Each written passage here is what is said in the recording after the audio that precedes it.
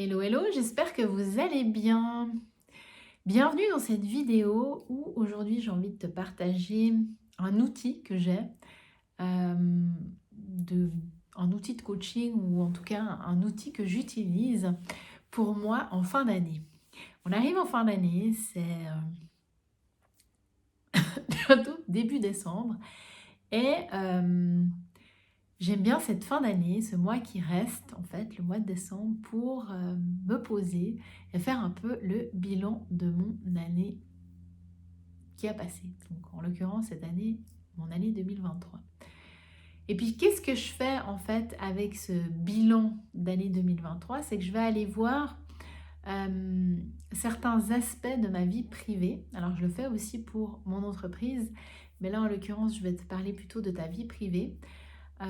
Pour différentes sphères. Donc par exemple, je choisis des sphères telles que ma famille, euh, mes amis, ça peut être aussi mon entourage, donc à plus grande échelle, mon développement personnel, mes finances, ma maison, l'endroit où j'habite, mon... euh, qu'est-ce qu'il y a d'autre? Ma profession, enfin voilà, ma carrière professionnelle. Et l'environnement dans lequel j'évolue. Et pour chaque sphère, en fait, je vais noter d'une note de 1 à 10, sachant que 1, c'est la note la plus basse, donc voilà, et puis 10, c'est la note la plus haute. Donc voilà, c'est vraiment cette échelle-là que je choisis. Et puis, c'est pour finalement aller voir, ok, dans ma vie sentimentale, par exemple, avec mon amoureux, je me situe où? Alors, entre 1 et 10. Après, au niveau de mes finances, où je me situe, etc. Donc, je fais ça pour, en fait, toutes les sphères. Ah oui, j'ai oublié une chose essentielle, la santé. Donc voilà, il y a plusieurs sphères comme ça, mais ça, c'est en fonction de ce que toi, en fait, qui est important pour toi. Et puis là, je note l'évaluation ce que je ressens par rapport à mon année. Et puis c'est ça qui va me permettre pour chaque sphère après d'aller regarder, ok, surtout pour les sphères où peut-être que je me suis notée un peu plus bas. Puis en fait, on s'en fout finalement l'échelle que tu as. Parce qu'il y a des personnes qui seront plus strictes vis-à-vis d'elles-mêmes, donc des personnes qui ont des hautes attentes vis-à-vis d'elles, elles auront tendance à donner une note plus basse que peut-être des personnes qui, voilà, pour elles, c'est moins important finalement. Donc finalement, c'est de voir justement un petit peu les notes que tu as données en fonction de toi et puis peut-être les endroits où tu es moins satisfaite, qu'est-ce que tu pourrais justement faire, mettre en place pour que l'année prochaine, finalement, eh ben, tu te donnes un meilleur rating. Donc exemple, la santé. Typiquement, si peut-être tu as été plus souvent malade, plus souvent fatigué, et puis que tu réalises finalement que tu n'as peut-être pas fait beaucoup de sport ou que tu n'as pas une alimentation qui est très bonne, ben là, qu'est-ce que tu pourrais faire? Se dire, ok, bon, ben là, c'est quelque chose que j'ai envie de me focaliser l'année prochaine là-dessus, et puis peut-être commencer du sport ou, enfin, je sais pas, cuisiner le soir à la maison, enfin voilà, ça c'est des exemples bateaux, hein, mais c'est ça. Donc par exemple, tu fais ça pour tout, voilà, pour ta vie professionnelle aussi. Donc si tu es salarié, pareil, tu donnes une note. Si tu es entrepreneur, pareil, tu donnes une note. Et voilà, tu regardes, si tu es sur 10, ça veut dire que tu es satisfaite de ce que tu fais dans la vie professionnelle. Et puis s'il y a justement une note qui est pas très bonne, ben, qu'est-ce que tu peux faire finalement pour changer l'année prochaine, pour mettre en route certaines choses. En fait,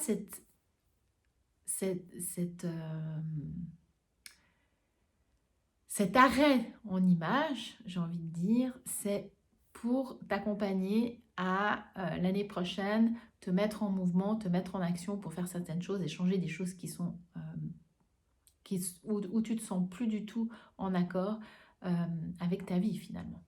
Donc ça, c'est vraiment un outil qui est hyper simple à faire. C'est une demi-heure maximum où tu prends une demi-heure avec toi, tu as un cahier, etc. Et puis, tu fais cet exercice-là pour faire le bilan de 2023. Voilà, j'espère que ça t'a été utile. Ça s'appelle la roue de la vie. Donc pour les personnes qui sont coach, qui regarderaient cette vidéo, aussi tu peux justement sur Google aller chercher, tu mets la roue de la vie et tu auras des exemples. Tu peux aussi la dessiner, cette roue de la vie. Donc c'est un rond où tu fais des fromages comme ça et puis après tu vas mettre ton rating dessus. Donc c'est vraiment quelque chose qui est ultra connu, mais ça peut te donner déjà des pistes pour avancer au niveau de ta vie privée. Je reviendrai faire une vidéo voilà, pour des aspects plus professionnels. Si tu désires faire un bilan, je pense que ça peut être utile aussi. euh, comment moi je fais. Mais en tout cas, voilà, c'est ce que j'avais envie de te partager aujourd'hui dans cette vidéo parce que je pense que maintenant c'est le bon moment, juste avant le rush de fin d'année, de faire ce bilan-là. Fin novembre, début décembre, comme ça c'est excellent et ça te permet justement après de commencer 2024 où tu sais vraiment où tu veux aller. Et puis pour moi, c'est vraiment pas se dire ok, comme en début d'année, il y a beaucoup de personnes qui se disent ah ben maintenant voilà mes 5 décisions que je vais faire pour toute l'année. Non, c'est pas ça parce que souvent on prend certaines décisions et puis on s'y tient pas. Donc pour moi, c'est vraiment aller justement voir quels sont les éléments que tu aimerais creuser et puis sans te mettre la pression, essayer d'améliorer certains aspects de ta vie sans te mettre la pression. Puis finalement, de faire le bilan aussi sur ton année, ça te permet de voir tout ce que tu as vécu pendant cette année. Ça te permet aussi de prendre de la hauteur parce que parfois on a l'impression qu'on a eu une année catastrophique, il ne s'est rien passé, etc. Et finalement, on se rend compte en faisant ça que, bah oui, il y a peut-être des choses qui ont moins bien joué, mais il y a aussi des choses qui ont été juste géniales. Et c'est finalement d'ancrer toutes ces choses qui ont été géniales dans la matière et de se dire, ben voilà, mon année, elle était quand même pas si terrible, enfin pas si mal que ça. Voilà, je te souhaite une toute belle fin de journée. Si tu as aimé cette vidéo, n'hésite pas à liker, à t'enregistrer aussi sur ma chaîne YouTube. Une chose aussi, si tu désires être plus proche de moi et évoluer à mes côtés, j'ai un groupe Telegram qui s'appelle les Bâtisseuses de demain. Où je partage aussi un peu les coulisses de mon business. Ça permet de faire des prises de conscience, ça te permet aussi de me poser des questions en direct ou sur des sujets que tu aimerais que j'aborde. Je te souhaite une toute belle journée, à tout bientôt.